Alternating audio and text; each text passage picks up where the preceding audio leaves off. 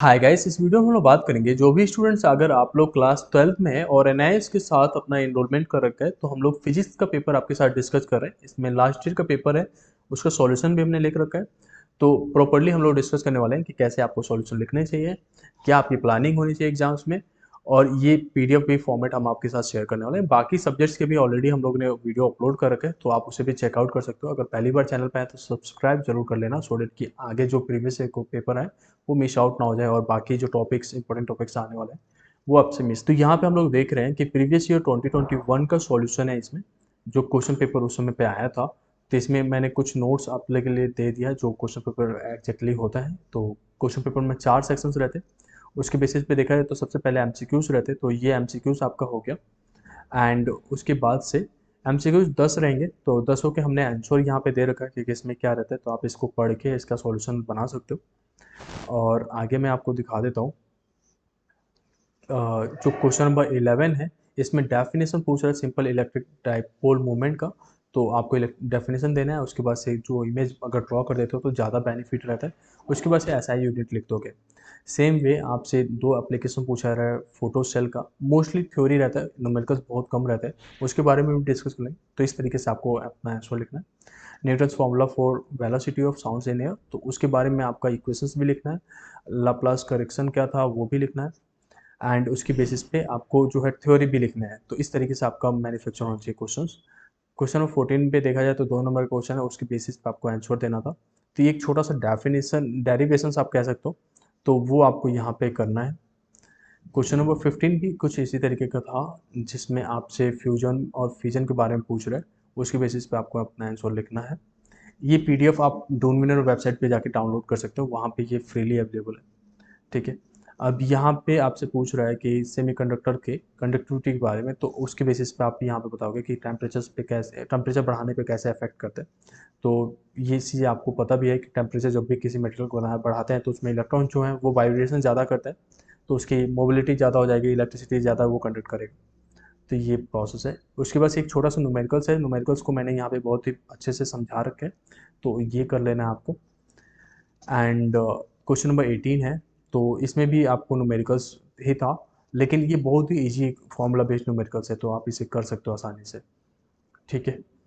उसके बाद से अगेन एक छोटा सा न्यूमेरिकल्स है, मतलब आप कहोगे भैया आपने तो कहा न्यूमेरिकल्स हो ही नहीं यार, लेकिन बार बार न्यूमेरिकल्स आ रहा है। तो ये दो दो नंबर का न्यूमेरिकल्स होता है, बहुत ही फॉर्मूला बेस्ड न्यूमेरिकल्स है, आप इजीली कर सकते हो। ठीक है। फॉर्मूला याद होना चाहिए, फॉर्मूला सीट हम लोग आपके साथ शेयर कर देंगे, तो आप उसके लिए परेशान नहीं हो। ठीक है। उसके बाद से हम लोग का 20th क्वेश्चन नंबर आता है, जिसमें आपसे कोहेरेंट सोर्स ऑफ लाइट क्या है ये पूछते हैं, एंड देन उसके बेसिस पे आपसे एग्जांपल्स पूछ लेता है। तो ये आपको ऐसे एक्सप्लेन करना है। इसमें आप कुछ अपने पास से ड्राइंग्स भी कर सकते हो। तो वो आपने यंग्स जो लॉ होते हैं उसके, यंग्स डबल स्लिट एक्सपेरिमेंट जो था ना, उसके बेसिस पे आप कुछ कोहेरेंट सोर्सेस को दिखा सकते हो। फिर आपका 21 नंबर पे आता है क्वेश्चन, इसमें आपका पूछता है एन टाइप सेमीकंडक्टर क्या है, पी टाइप सेमीकंडक्टर क्या है, कैसे बनता है, तो उसके बेसिस पे आप यहाँ पे बताओगे। इनका कंडक्शन बैंड भी बताया तो वो ज़्यादा बेटर होता है। ठीक है। उसके बाद से 22 क्वेश्चन नंबर है, इस पे पार्ट 1 पार्ट 2 दोनों का आंसर हमने दे रखा है, तो उसको आप कर लेना। इसके बाद से क्वेश्चन नंबर 23 है, जिसका सॉल्यूशन हमने दे रखा है यहाँ पे। इसका जो भी डेरिवेशन था वो हमने लिख रखा है, तो इसी तरीके से आपको करना है। ठीक है। और आपको पूरा मतलब ऐसे उस फॉर्मूला को लिखना पड़ेगा, और जो भी डेरिवेशंस करो मिड में करोगे तो ज़्यादा अच्छा लगता है, ज़्यादा एग्जामिनर्स को पसंद आता है। ऐसे क्वेश्चन नंबर 24 को करना है, और 24 में आपको ये फॉर्मूला लिख के भी दिखाना पड़ेगा। डायग्राम बना देते हो तो वो ज़्यादा अच्छा रहता है, एंड उसकी बेसिस पर अगर पॉइंट्स ऊपर पूछे थे तो पॉइंट्स में भी आपको आंसर देने पड़ेंगे। ऐसे ही क्वेश्चन नंबर 25 है, इसका भी आपको आंसर वैसे देना है, मतलब अगर आपसे केवल डेफिनेशन पूछ रहा है तो डेफिनेशन बेसिस पर करोगे। ये 11th का पोर्शन है, तो 11th का आपको चैप्टर्स पढ़ना पड़ता है। ठीक है। तो लाइक यहाँ पे जस्ट लाइक अभी तो ये चीज़ें क्लास 12th का है, लेकिन आपको 11th के भी कुछ चीज़ें दिख जाता है, जैसे यंग्स डबल स्लिट एक्सपेरिमेंट का पूछ रहे हैं, तो वो चीज़ें आपका 11th क्लास का है, तो मतलब सीबीएसई के अकॉर्डिंग है तो क्लास 11th का है, तो उसके बेसिस पे आपका फॉर्मूला बेस्ड क्वेश्चन होता है, तो वो आप न्यूमेरिकल्स कर सकते हो। क्वेश्चन नंबर 27 है थर्मोडाइनमिक्स से क्वेश्चन आता है, तो यहाँ पे थर्मोडाइनमिकल इक्विलिब्रियम के बारे में पूछ रहे हैं, तो वो आप सिस्टम बता सकते हो कि कैसे कैसे होता है, इसमें एग्जांपल दे सकते हो।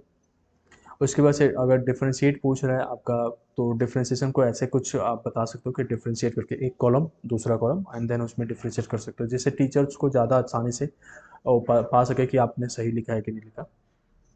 और ऐसे क्लियर आपको आंसर लिखने पड़ेंगे सारा। तो हमने काफ़ी परफेक्टली आपके लिए कैलकुलेशन सारा करके रखा है, तो आप इजीली इसे डिराइव कर सकते हो देख के। ऐसे क्वेश्चन नंबर 29 है, पूरा हमने डिस्क्राइब करके सॉल्यूशन आपके लिए दे रखा है यहाँ पे।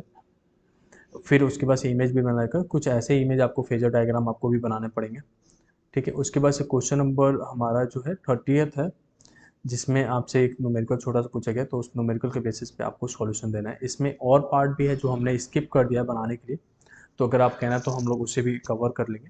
होप इन डेट आपको ये वीडियो पसंद आया होगा।